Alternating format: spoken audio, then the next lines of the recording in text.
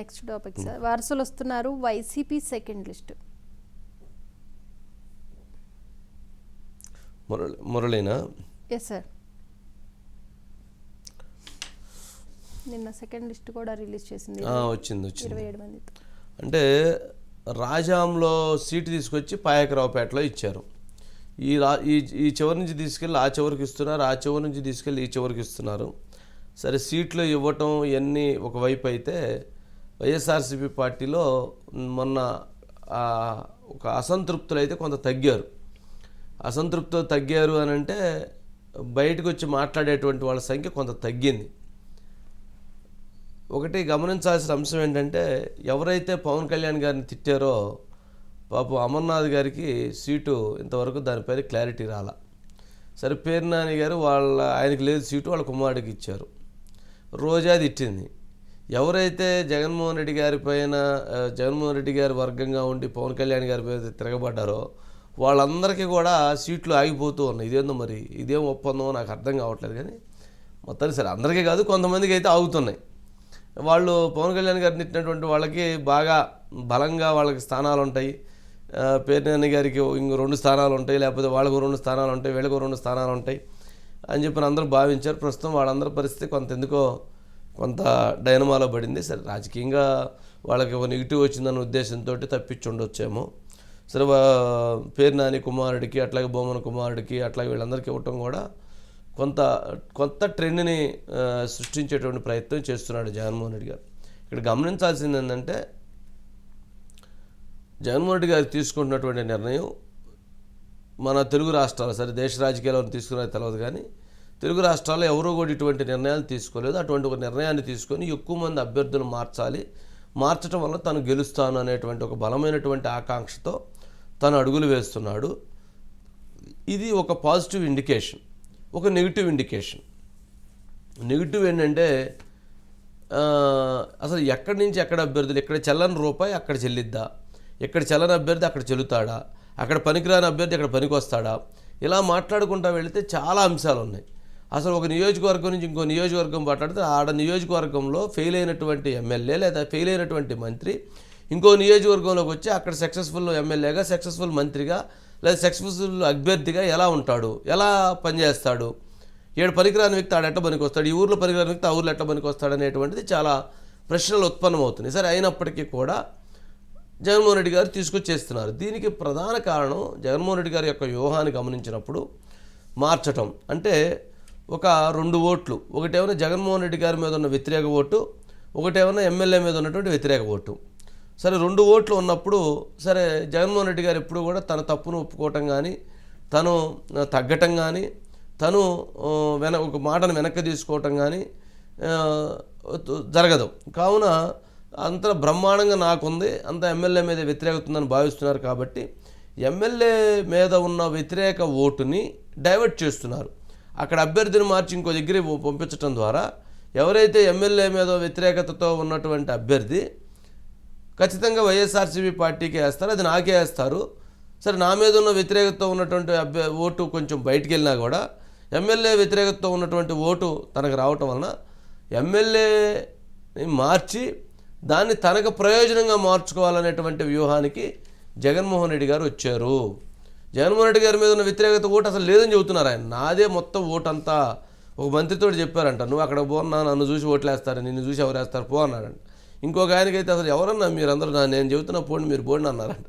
ఇట్లాగే తను అసలు ఎక్కడా తన మీద వ్యతిరేకత ఉంది అనేటువంటిది అనుకోవట్లా. ఎందుకంటే ముఖ్యమంత్రి గారికి ఇచ్చేటువంటి రిపోర్ట్లన్నీ కూడా అట్లా ఇస్తున్నట్టున్నారు. లేదా ముఖ్యమంత్రి గారికి చెప్పినా కానీ అవన్నీ తీసేయండి, అసలు నా మీద అంత పాజిటివ్గా ఉందని చెప్పండి, ఎమ్మెల్యే మీద వ్యతిరేకత ఉందని చెప్పండి, వాళ్ళు మార్చడం ద్వారా ఒక పొలిటికల్ ఈక్వేషన్ మనం చేంజ్ చేసిన వాళ్ళు అవుతాం అనేటువంటి భావంతో కూడా తాను అడుగులు వేస్తుండొచ్చు. కానీ మార్చడం ద్వారా ఒక అభ్యర్థి ఇంకో అభ్యర్థికి మారిస్తే ఎట్లా సాధ్యమైద్ది? ఇప్పుడు వేమూరు నుంచి మంత్రి నాగార్జున తీసుకొచ్చి సంతనూతలపాడులో వేశారు. ఆయనకి అసలు అక్కడ ఏ మండలాలు ఉన్నాయి, ఏ ఊర్లు ఉన్నాయి, ఏ బార్డర్స్ ఏంది, అసలు ఎక్కడ ఏంటి సమీకరణాలు తెలియదు.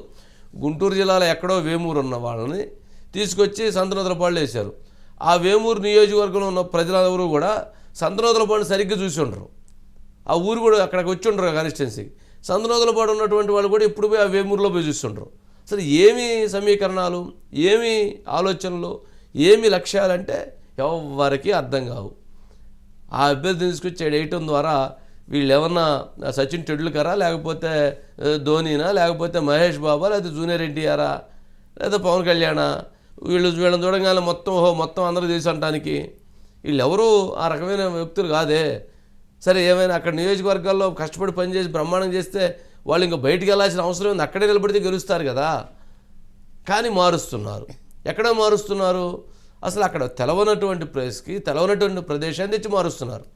దాంతో ప్రజానీకంలో రివోల్ట్ వస్తుంది. వాళ్ళందరూ కొంత వ్యతిరేకిస్తున్నారు అసలు ఈ భావాలని, భావజాలాలని.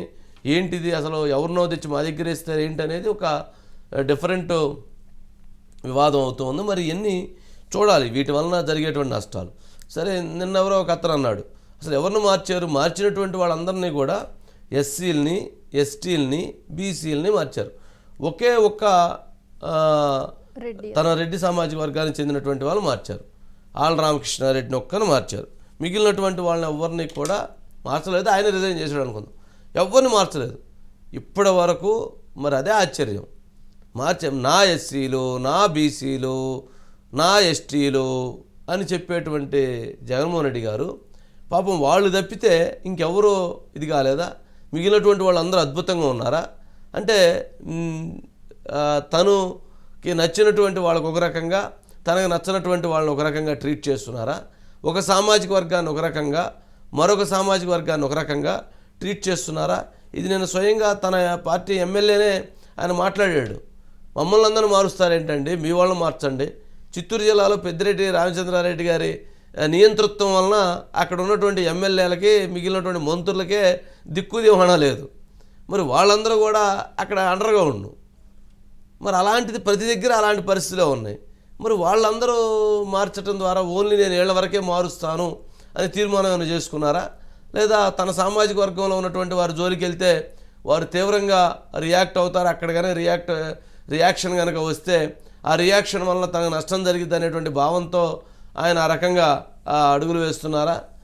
ఏదేమైనా తెలియదు. కానీ మొత్తానికి జగన్మోహన్ రెడ్డి గారు తీసుకున్నటువంటి కన్ఫ్యూషన్ పాలిటిక్స్ అనేటువంటిది ఆ పార్టీకి మంచి కొంత చేస్తుంది, చెడు ఎక్కువ చేస్తుంది అనేటువంటి అభిప్రాయాలు కలుగుతూ ఉన్నాయి. మరి చూడాలి దీనికి సంబంధించి. మల్లాది విష్ణువు కూడా లేదట పాపం. ఇది గోరంట్ల మాధవ్ కూడా లేదని చెప్పేసి ఆయన కూడా కొంచెం కానీ ఇప్పుడు కొంతమంది గురించి మనం తక్కువ మాట్లాడుకోవటం మంచిది. మల్లాది విష్ణు ఎవరైతే ఇప్పుడు ఆళ్ళ రామకృష్ణారెడ్డితో పాటు మల్లాది విష్ణు కూడా కాంగ్రెస్ పార్టీలో జాయిన్ అవుతారని ఇప్పుడే సమాచారం అందుతూ ఉంది. ఆల్రెడీ ఆయన కూడా షర్మిలతో టచ్లోకి వెళ్ళారంట. ఇక్కడ సీట్లు తిరిగేటువంటి వాళ్ళు, అక్కడ సీట్లు రానటువంటి వాళ్ళు మొత్తం ఎక్కడో దగ్గర సీటు ఎత్తుక్కునేటువంటి పనిలో ఉన్నారు.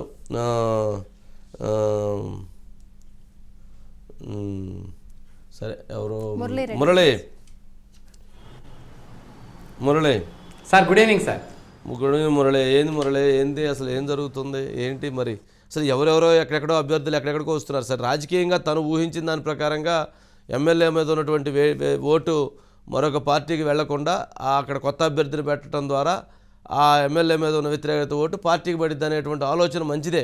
దాన్ని చాలా లోతుగా అధ్యయనం చేస్తే, దాని మీద చాలా సమీకరణాలు అధ్యయనం చేస్తే అది బాగానే ఉంటుంది. కానీ దానికి జరగాల్సినటువంటి వర్క్ జరిగినట్లేదు, దానికి జరగాల్సినటువంటి ప్లానింగ్ జరిగినట్లేదు. కొంత దాన్ని కానీ కన్విన్స్ చేసుకోవచ్చు, కానీ అది అలా కన్విన్స్ చేసుకోవడానికి మిస్ అయినట్లున్నారు. ఏంటి ఓవరాల్గా చూసినప్పుడు ఏంది నేను అభ్యర్థుల లిస్టుతో ఏంటి పరిస్థితి? అంటే ప్రజలు ప్రధానంగా ఒక అంశాన్ని గమనిస్తారు సార్, స్థానికుడు, స్థానికేతరుడు. స్థానికుడైతే మనకు అందుబాటులో ఉంటాడు, మనం వెళ్ళి మాట్లాడుకోవచ్చు, మనలో కొంతమందికి పరిచయం ఉంటాడు, వాళ్ళందరూ ఎప్పుడో కలిసి తిరిగారని ఒక భావన ఉంటుంది సార్. స్థానికేతరుడైతే అతను ఎక్కడి నుంచో వస్తాడు, అతను కూడా ఉన్నవాళ్ళు ఎవరు మనకు తెలియదు, మనం వెళ్తే కలుస్తాడో కలవడో తెలియదు అనే భావన ఉంటుంది సార్. ఇదే ఫార్ములాతో భీమవరంలో పవన్ కళ్యాణ్ ఓడిపోయాడు సార్. ఆయన ఇక్కడ ఉండడం, ఆయన కలవలేము, మన గన్ శ్రీనివాస్ అయితే లోకల్గా ఉండడం ఫీలింగ్లో అప్పట్లో ఆ ఫలితం అలా వచ్చిందని ఒక ప్రచారం జరిగింది సార్. ఇప్పుడు జగన్మోహన్ రెడ్డి గారు తీసుకున్నటువంటి అభ్యర్థుల మార్పు, స్థానచలనం అక్కడి నుంచి ఇక్కడికి, ఇక్కడి నుంచి అక్కడికి మార్చే విధానం ఏదైతే ఉందో అది రాజకీయాల్లో ఒక వినూత్నమైనటువంటి ప్రయోగమే సార్. ఎందుకంటే అంత పెద్ద మొత్తంలో అభ్యర్థులు మార్పులు చేర్పులు చేయడం అనేది ఒక నిజంగా సాహసోపేతమైనటువంటి నిర్ణయం.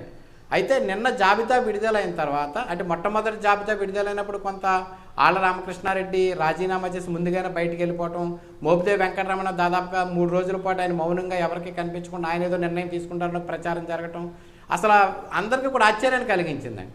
అయితే ఈ రెండో జాబితాకు ముందుగానే ఒక ప్రణాళిక ప్రకారం అలా అల్లర్లు అవ్వకుండా ప్రతి ఒక్కరికి కూడా కొంత పేలర్స్ ఇచ్చారండి. అంటే ముందు ఒక సమాచారం ఇచ్చారు, నీ సీట్ ఉండకపోవచ్చు, నిన్ను వేరే చోటకి మార్చవచ్చు, నువ్వు అందుకు మెంటల్గా ప్రిపేర్ అవ్వు, మానసికంగా సిద్ధపడు, ఇట్లాంటి అంశాలన్నీ వారికి ముందుగానే చేరవేయడంతో దాదాపుగా కూడా ఈసారి మనకు సీటు ఉండదు అని ఒక నిర్ణయానికి చాలామంది వచ్చేసారండి.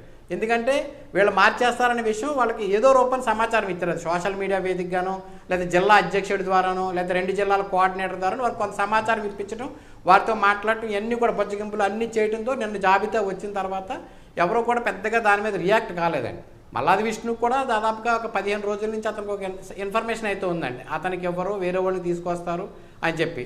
అయితే ఇక్కడ ఏమైందంటే పుండు మీద కారం చల్లినట్టు పక్కన ఉన్నటువంటి పశ్చిమలో నెగ్గలేరని చెప్పేసి వెల్లంపల్లి శ్రీనివాసుని తీసుకొచ్చి ఇక్కడ వేయటం మల్లాది విష్ణుకు బాగా కోపంగా ఉన్నారండి. ఎందుకంటే వీరిద్దరూ మొన్నటిదాకా మిత్రులండి, కలిసిమెలిసి తిరిగారు, ఒకే కారులో తిరిగారు. ఆయనకు మంత్రి వచ్చినప్పుడు ఈయన కలిసి తిరిగాడు, ఈయనకి పదవి వచ్చినప్పుడు ఆయన కలిసి తిరిగారు. కానీ ఈరోజు అది అక్కడ ఆయన నెగ్గలేడు, పక్కనున్న సెంటర్లో ఎట్లా నెగ్గుతాడని దీని భావన అండి. అది కొంచెం ఆయనకు బాధ కలిగించిందండి.